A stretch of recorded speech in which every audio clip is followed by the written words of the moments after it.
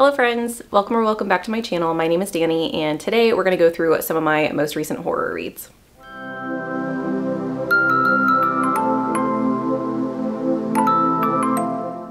If you are new to my channel, this is a series where I just accumulate the horror reads over multiple months and then I put them all in one video so you guys don't have to go and find, the various videos that these books are featured in, just in case you're just looking for horror. Today I have 12 books for you guys. I will have all of them in the timestamps down below, so if there are some that you're more interested in than others, feel free to skip around.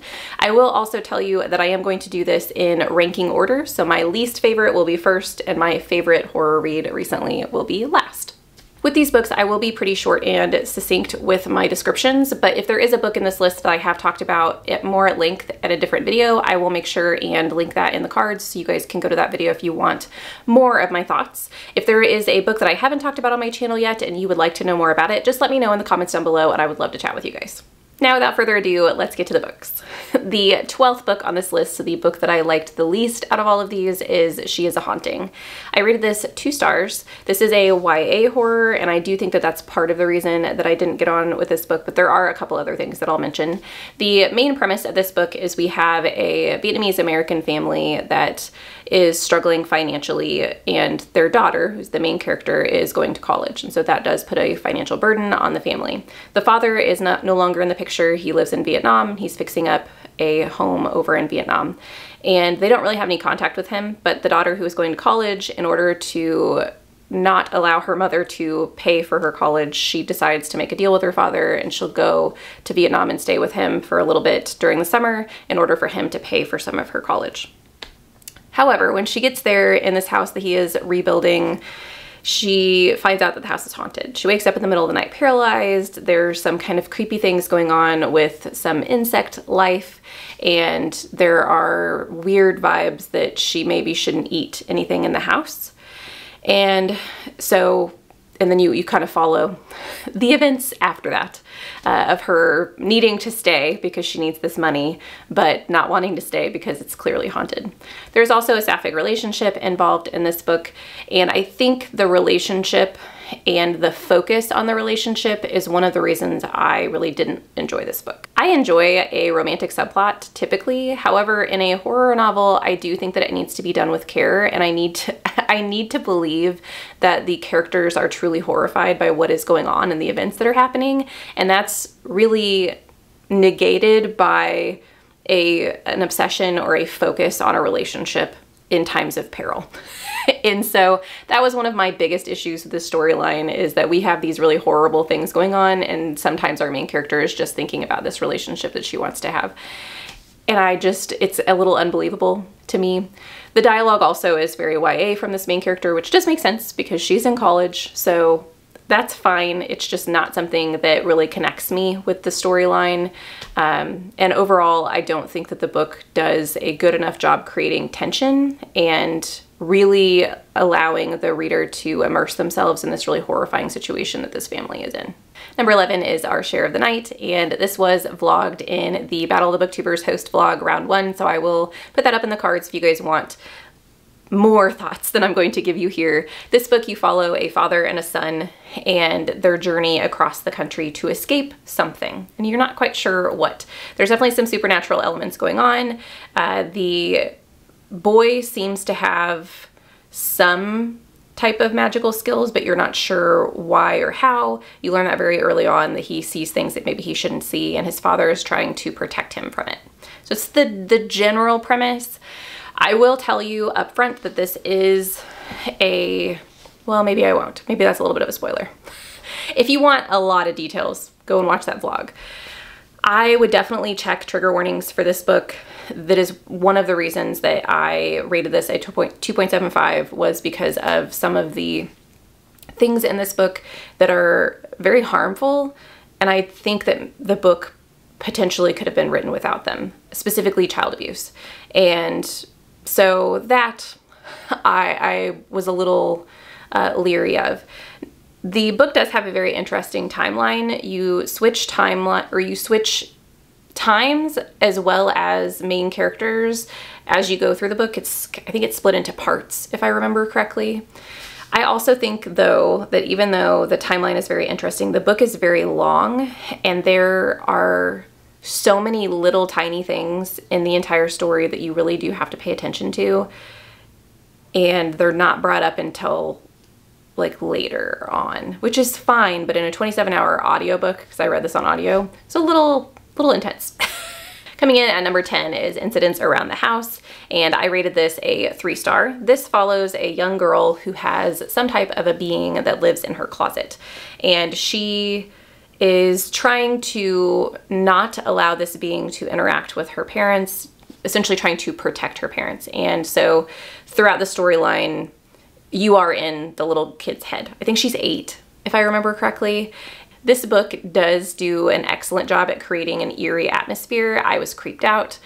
The little girl, the audiobook especially, is in the little girl's voice. And so hearing her talk about this creature, she calls it the other mommy, and what it does, one of the creepiest things that it does, and you learn this very, very early on in the book, is it asks her if it can come into her heart. And so you know that there is some type of malicious thing happening with this being. You don't know why, you don't know what it is, and that's what the book is about, is you're trying to figure out how this little girl is going to stay safe.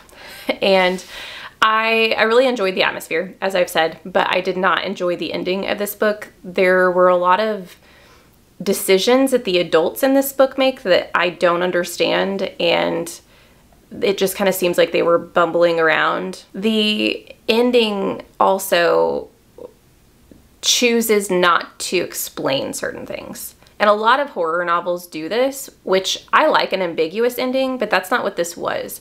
It was almost like you were just supposed to accept that certain things were the way that they were.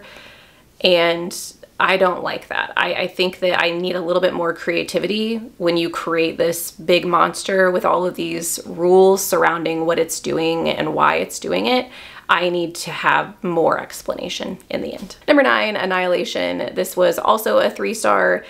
I do think that this has a potential of increasing as I continue on with the Southern Reach trilogy. This book, I don't even know if I can describe what this book is. It's kind of set in a dystopian world where you have an area called Area X that has been cut off from civilization. However, the society that exists does send out expeditions into this area to try and reclaim some things and document what they find. And there have been a whole bunch of expeditions that have not come back, or have come back worse for the wear. And you follow one of these expeditions in this book. It's very short, so I'm not going to give you a ton of details. This received a 3-star from me just because of how many questions are left at the end. There were so many times as I was reading this book that I was just confused, and it really does trip your mind out. And so I applaud the author for their ability to make you feel as though your mind is playing tricks on you.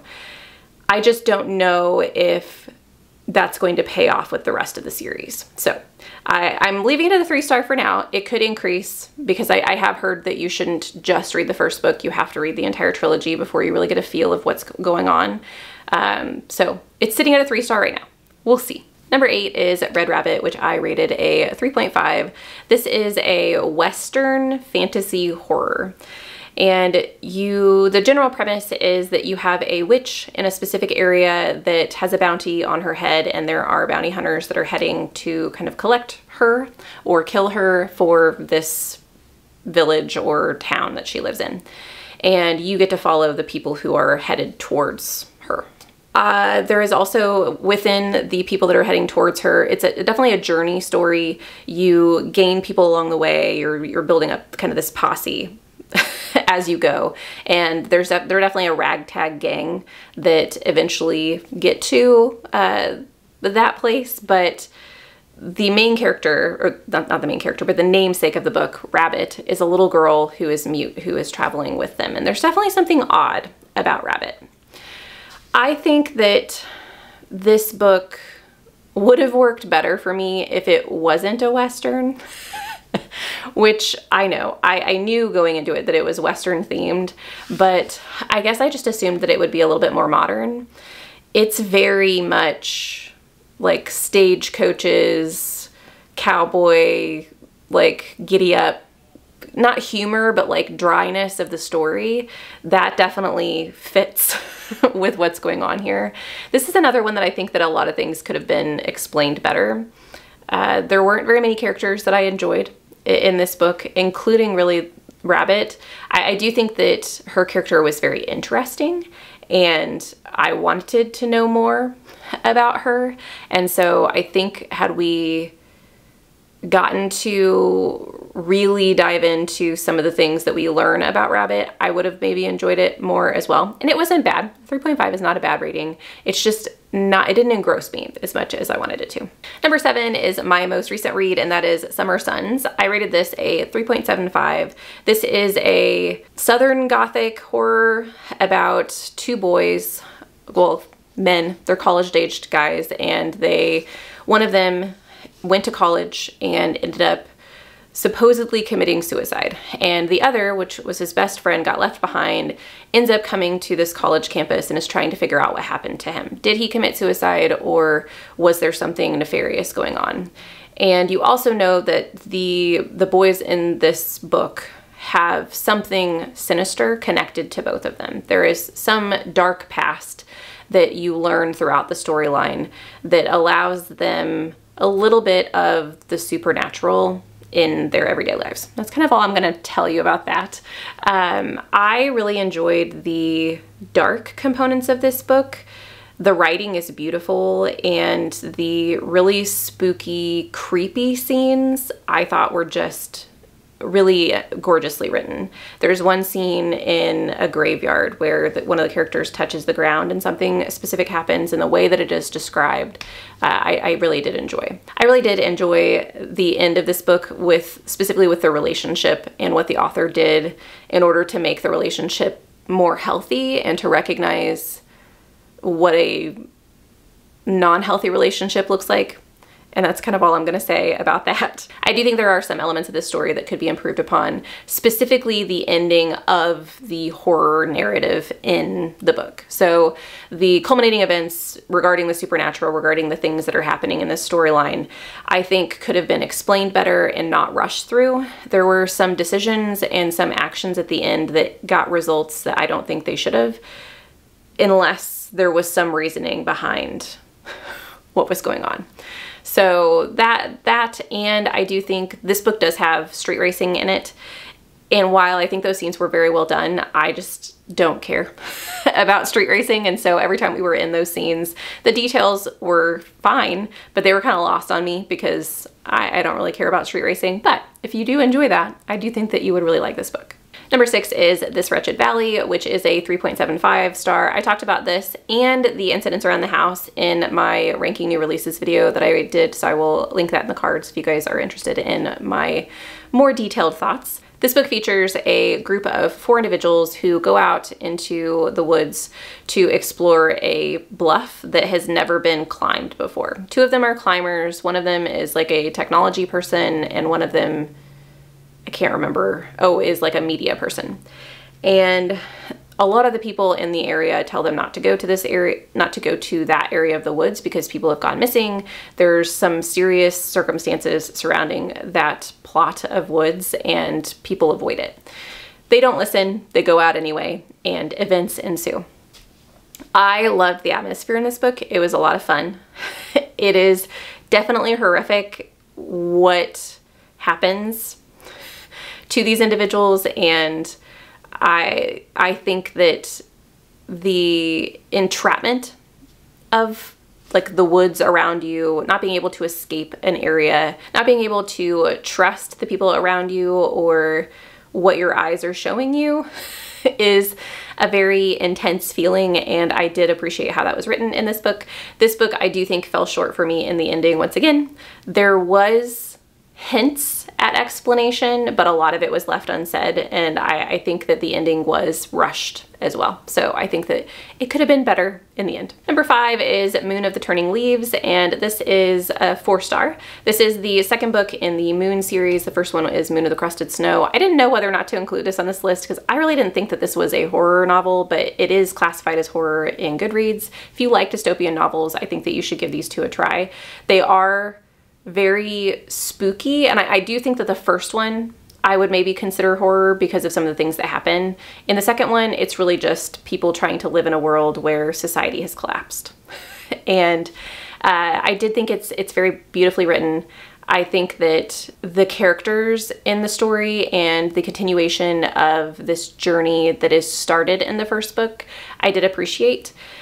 I do wish that there were certain characters, specifically the character who is supposed to kind of be the main character. It's one of the daughters of a character from the first book. She starts out as kind of a focal point, and I do think that throughout the storyline, she has some really powerful moments, but I don't think the author leaned in enough for my taste. I would have preferred her to be a bigger portion of the story. But definitely a story that makes you think about what if these things did happen in society? Where would I be? I would probably be dead.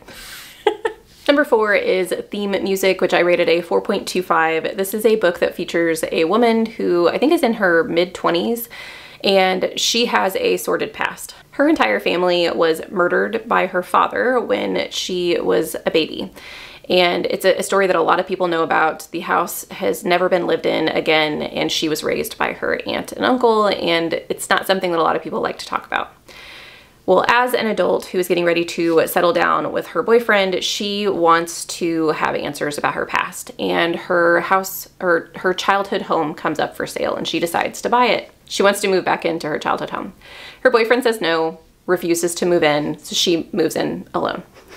And she tries to find the mystery of her family's murder, like her family's past. She wants answers to questions that people won't ask. She does involve the police detective who investigated the murders originally, and you get to see some kind of spooky things happening within the house, as well as within our main character's mind.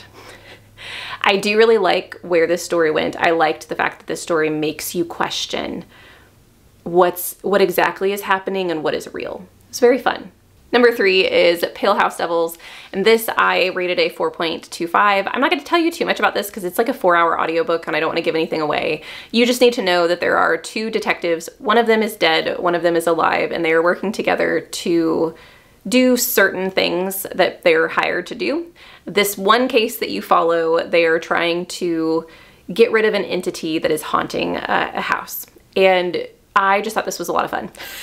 I love these 2 characters. I hope that Richard Cowdery continues to write about these 2 characters, maybe like a standalone type series where we get to follow a lot of their different investigations they've done together, because I think that the dynamics between the 2 characters, their camaraderie, and the humor in the book, it was a lot of fun. Number 2 is a book I haven't gotten to talk to you guys about, and that is My Darling Dreadful Thing, and I'm really excited to get to finally just shout it from the rooftops that you guys should read this book. This is a 4.5 star for me. I absolutely love this. I thought it was amazing. However, before you get into it, please check the content warnings, because this book does cover some very, very dark topics, including SA as well as child neglect, and just make sure you check content warnings. The overall story is you follow the life of Ruse. As a young girl, she is in a very neglectful home and makes friends with a spirit named Ruth. Their relationship in general, you get to see how it becomes a relationship, how it becomes kind of obsessive and maybe not the healthiest thing for Ruse. And then you also get to see her grow up and get taken out of this environment and become a companion to another woman who is living at home in this very large estate. Well, you know at the very beginning of the book that something bad has happened in this estate. You don't know what, you just know something bad has happened, and that Ruse has gotten blamed for it because she is considered kind of the town quack because she can see spirits. and people don't believe her. So throughout the storyline, you also have these little transcripts of a psychiatrist talking with Ruse to try and figure out whether or not she should stand trial for whatever happened. And I love an unreliable narrator. I love a book that makes you question whether or not what you're hearing and what you're seeing is real. And that is exactly what this book does. It's fantastic. It is very, very slow burn. It's gothic, and I think that some people are going to read this and get kind of bored because there's not a lot of suspense, but there is tension, if that makes sense. And you are constantly worried about the character, and you get to live her questioning herself and her having these relationships with this spirit and this other woman. And it's just, it was absolutely lovely. It was a beautifully written story. And number one on my list is one I've talked to you guys about before, and that is Night Film. I talked about this in my part 1 vlog for Read Until I Get a 5-star. So if you want to see that, I will post that up in the cards for you guys. This follows the death of an infamous horror director's daughter, and there are some mysterious circumstances surrounding her death. It's originally deemed a suicide, and the investigative journalist who is trying to figure out whether or not it is finds some things that make it seem a little unlikely that this was a suicide. And this book is a nod to horror in film. There are so many things in this that I enjoyed, and I'm not a horror film buff by any means, but I think that if you are, I think you would enjoy this. You get to follow the occult following of this horror director and his movies being played in really creepy places that no one has access to unless you're on like a list, and what that means for his family and specifically his daughter who has now died. There is a bit of mixed media in this as well. You get to see some darknet blogs, some text messages, as the investigative journalist dives into whether or not this girl's death was actually a murder or if she really did kill herself. If I didn't say, this was a 4.75 star. Those are the 12 horror novels that I've read recently, ranked from the least enjoyed to the most enjoyed. I hope you found something that interests you. Let me know in the comments down below if you think you have a book that you've read recently that I should add to my horror TBR. I'm always looking for those reads. Not saying that I'm going to get to it this year because I have so many on my list for spooky season, but I have so enjoyed diving into this genre and I want to continue to do so. If you've gotten this far in the video and you don't feel like chatting in the comments, just leave me a little TV for Night Film so I know that you're here.